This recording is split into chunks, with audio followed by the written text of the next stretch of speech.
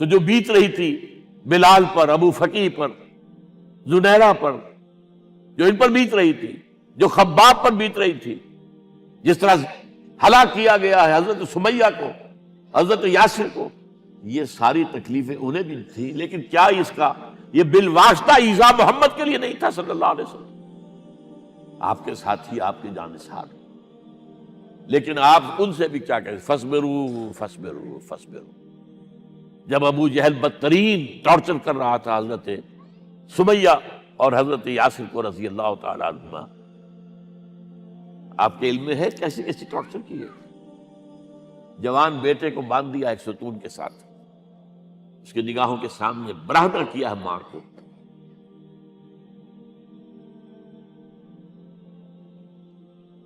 ہاتھ میں ایک مورتی ہے، جب تنگ آ گیا، ستا کر تنگ کر کے مار مار کے حضرت سمیہ ٹس سے مس نہیں ہو رہی، کہتا ہے تم ایک دفعہ کہہ دو سمیہ کہ ہاں اس مورتی میں بھی کچھ ہے، میں تمہیں چھوڑ دوں۔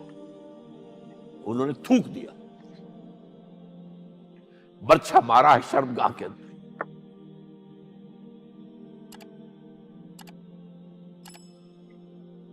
کتنی تکلیف پہنچی ہوگی ان کو، لیکن آپ گزر رہے، اصبروا یا آل یاسر فإن موعدکم الجنہ، اے یاسر کے گھر والوں صبر کرو، تمہارے استقبال کی تیاریاں ہو رہی ہیں جنت میں۔ یہ سیرت کوئی بناتا سناتا ہے، یہ سیرت یاسر کے ساتھ کیا کیا ہے؟ 4 اونٹ نر سانڈ، اور ان کے ساتھ رسے باندھ کر، ایک رسے سے ان کا ایک بازو باندھا، ایک سے دوسرا بازو، ایک سے ایک ٹانگ، دوسرے سے دوسری ٹانگ، انہیں دوڑایا ہے کہ پرکھتے ہو جیسے قسم کے۔ یہ دین ایسے ہی قائم نہیں ہوا، عدل و انصاف کا نظام ٹھنڈے ٹھنڈے قائم نہیں ہوتا، گھر میں آرام سے بیٹھے ہوئے قائم نہیں ہوتا۔ اور سنیے، 3 برس شیب بنی ہاشم کے اندر قید ہے، 3 برس ٹوٹل بائیکاٹ، ایک گھاٹی، ادھر پہاڑ ادھر پہاڑ، دونوں طرف جو ہے پہرے، کوئی کھانے پینے کی چیز اندر نہیں جائے گی، اور پورا خاندان بنی ہاشم، وہ بھی کہ جو ایمان نہیں لائے، وہ قبائلی زندگی تھی نا۔ بنو ہاشم چونکہ حضور کو پشت پناہی چھوڑنے کو تیار نہیں ہوئے، ابو طالب نے آخری وقت تک بھی ساتھ نہیں چھوڑا۔ ہاں، آخری وقت کے قریب ایک بات ہو گئی تھی، ایک مرتبہ تو ہوا کہ وفد آیا ہے قریش کا کہ اپنے بھتیجے کو روک لو، وہ ہمارے معبودوں کی توہین کرتا ہے۔ ابو طالب نے بلایا اور آپ سے کہا کہ یہ کچھ اپنے رویے کو بدلے۔ آپ نے فرمایا چچا جان، اب تو چاہیے میرے ایک ہاتھ پر سورج اور دوسرے پر چاند رکھ دے، میں اپنے اس مشن کو چھوڑ نہیں سکتا۔ اور ابو طالب کے عین انتقال کے وقت جو معاملہ ہوا، جب وفد آیا ہے کہ ٹھیک ہے اب ہمارا جو ہے صبر کا پیمانہ لبریز ہو گیا ہے، اب ٹھیک ہے آ جاؤ میدان میں، تم بھی ساتھ چھوڑنے کو تیار نہیں ہو۔ ابو طالب نے بلایا اس کو، بھتیجے مجھ پر اتنا بوجھ نہ ڈالو جو میں برداشت نہ کر سکوں۔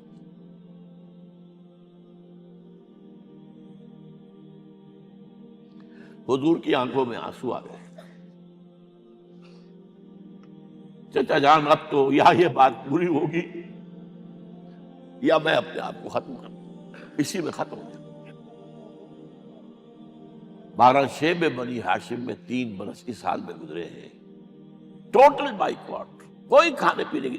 کچھ لوگ تھے شریف النفس، مثلا حکیم بن حزام تھے رضی اللہ تعالی، اور بعد میں ایمان لے آئے۔ حضرت خدیجہ کے وہ رشتہ دار تھے، وہ پہاڑ پر چڑھ کر ایک طرف سے رات کی تاریکی میں، دونوں دروازے تو بند ہیں، پہاڑ پر چڑھ کر چوٹی سے نیچے اتر کر کوئی چیزیں کھانے پینے کی دے آئے بس صلی اللہ علیہ وسلم۔ کوئی اور ایک آدھ ہوگا ایسا۔ یہاں تک نوبت آئی ہے کہ بنی ہاشم کے یہ پھول جیسے بچے معصوم، بھوک سے بلبلا رہے ہیں، اور اس کے سوا کچھ نہیں ہے کہ سوکھے چمڑے ابال کر اس کا پانی ان کے حلق میں ٹپکا دیا جائے۔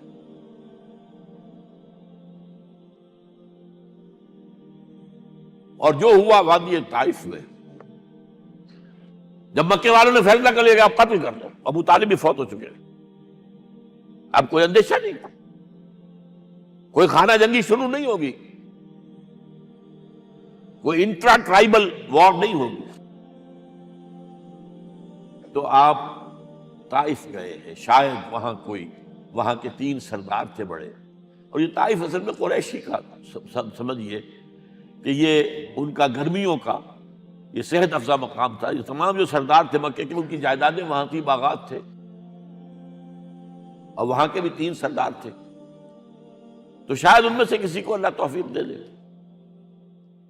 وہاں گئے ہیں اور صرف ایک ساتھ ہیں، حضرت زید بن حارثہ، حضرت ابو بکر بھی ساتھ نہیں، سائے کی طرح ساتھ رہنے والا بھی ساتھ نہیں تھا۔ وہاں جا کر جو آپ نے تینوں سے بات کی ہے، تینوں نے وہ باتیں کہی ہیں جو کلیجے کو چیر جائیں، اور اس میں کیا ہو رہا ہے، اسٹریٹ ارچنز جو کہلاتے ہیں ہمارے یہاں، ٹھوکرے گلیوں کے، انہیں اشارہ کر دیا ذرا ان کی خبر لو، اب وہ پتھراؤ کر رہے ہیں۔ جیسے ہمارے ہاں کوئی آ جاتا ہے، کوئی نیم پاگل یا کوئی اور کسی طرح کا مست قسم کا آدمی، اور اس کے اوپر چھوکرے چاروں طرف ہوں اور ستا رہے ہوں، یہ نقشہ تھا، اور طائف کی گلیاں تھیں، اور محبوب رب العالمین تھے۔ ادھر سے پتھر آ رہے ہیں تو زید بن حارثہ رکاوٹ بن گئے، لیکن پیچھے سے آ رہے ہیں، وہ کیسے روکیں گے؟ پیچھے جاتے ہیں تو ادھر سے آ رہے ہیں۔ جسم لہو لہان ہے، خون رس رس کر زخموں سے جوتیوں میں آ کے جم گیا ہے۔ پھر وہاں سے آپ نکل کر گئے ہیں، ایک باغ میں تھوڑی سی پناہ لی ہے تھوڑی دیر کے لیے، جوتے بڑی مشکل سے اترے ہیں، خون جمع ہوا، اور وہ جو پھر دعا نکلی ہے آپ کے، وہ کلیجے کو چیر جانے والی ہے۔ اللہم الیک اشکو ضعف قوتی وقلت حیلتی وحوانی علی الناس، اے اللہ تیری جناب میں فریاد لے کر آیا ہوں، اپنی قوت کی کمی کا، اپنے وسائل کی کمی کا، اور لوگوں میں جو رسوائی ہو رہی ہے، الی من تکلنی الی بعید یتجہمنی او الی عدو ملکت امری، مجھے کس کے حوالہ کر دیا ہے؟ مجھے دشمن کے حوالے کر دیا، جو چاہے میرے ساتھ کر گزرے۔ لیکن پھر مقام عبدیت کا ظہور ہوتا ہے، ان لم یکن علی غضبک فلا ابالی، اے اللہ اگر تو ناراض نہیں ہے، مجھے اندیشہ یہ ہو گیا کہ کہیں تو ناراض تو نہیں ہو گیا ہے، کہیں تو نے میرا ساتھ تو نہیں چھوڑ دیا ہے۔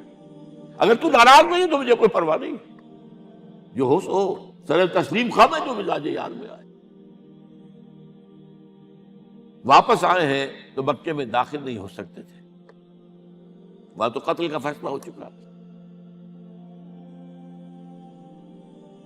بہرحال یہ چند باتیں میں نے آپ کو بتائی، باقی تو یہ کہ غار ثور ہے کیسی کیسی، اور پھر غزوہ بدر سے پہلے کی رات ہے، اور وہ آپ کا زندگی کا طویل ترین سجدہ ہے۔ اس میں جہاں تک یہ الفاظ بھی آپ نے کہہ دیا، اللہ اگر کل یہ جو 313 یہاں جمع ہیں اگر یہ ختم ہو گئے تو پھر قیامت تک تیرا نام لینے والا کوئی نہیں ہوگا، میں آخری رسول اور میری یہ 15 برس کی کمائی ہے۔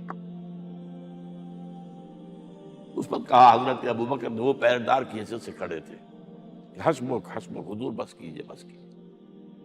بہرحال بدر ہے، احد ہے، زخمی ہوئے ہیں، دندان مبارک شہید ہوئے ہیں، خون اتنا بہا ہے کہ بے ہوش ہو گئے ہیں، اور خبر اڑ گئی ہے کہ آپ شہید ہو گئے۔ یہ سب کچھ، اور سب سے بڑھ کر حمزہ کی لاش سامنے آئی۔ کیسی لاش؟ ناک کٹی ہوئی ہے، کان کٹے ہوئے، پیٹ چاک کر کے کلیجہ چبایا ہوا ہے۔ کس طرح برداشت کیا ہوگا آپ نے؟ اپنے اوپر طاری کر کے دیکھیں، یہ حمزہ کون ہے؟ چچا ہے، دودھ شریک بھائی ہے، خالہ کا بھائی ہے، ساتھ کا کھیلا ہوا ہمجولی ہے، اور اس کی لاش ہے۔ جو قلب اطہر پر بیت رہی تھی وہ مدینے میں آ کر ایک بڑا ماحول بدلا ہوا تھا، تب وہ بات سامنے آ گئی تو مختلف گھروں سے عورتوں کے بین کرنے کی آوازیں آ رہی تھی، اس لیے کہ اس وقت تک بین کرنا حرام نہیں قرار دیا گیا تھا، ممنوع نہیں تھا۔ آوازیں سن کر حضور کی زبان مبارک سے نکل گیا اما حمزہ تو فلا بواکی لہو، ہائے حمزہ کے لیے تو کوئی رونے والی بھی نہیں ہے۔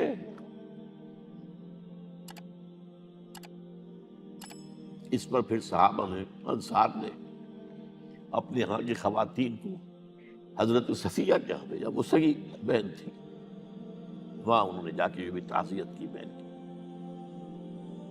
غزوہ احزاب کا آپ نے سن ہی لیا، اسوہ رسول پر نہ معلوم کیا کیا باتیں لوگوں میں مشہور ہو گئی۔ وہ اسوہ کیا تھا؟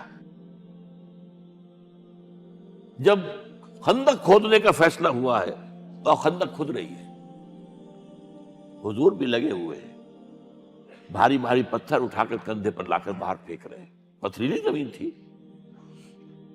ایک پتھر کسی سے ٹوٹا نہیں تھا، تو حضور نے جو ہے 3 دفعہ جو اس کے طرف لگائی تب ٹوٹا ہے۔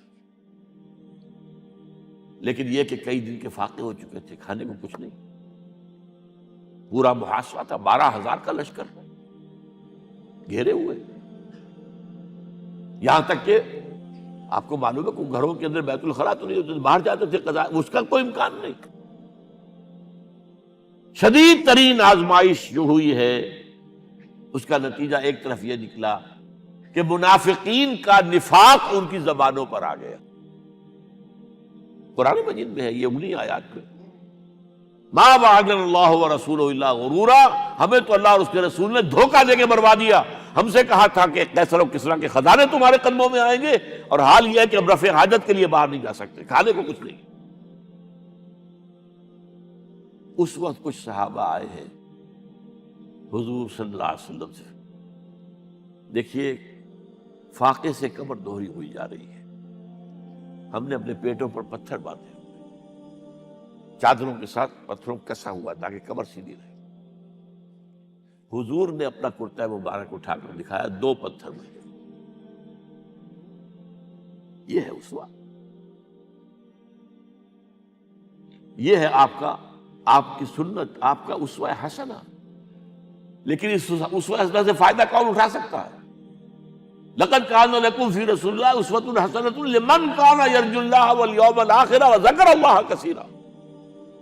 اسوہ تو اپنی جگہ ہے، قرآن میں ہدایت سب کے لیے، ھدی للناس، لیکن فائدہ اٹھائیں گے صرف متقین، ھدی للمتقین، ہے سب کے لیے، اسوہ سب کے لیے ہے، لیکن استفادہ وہی کر سکے گا جو 3 شرطیں پوری کرے: اللہ اور یوم آخر پر ایمان، اور اللہ کا ذکر کثرت کے ساتھ۔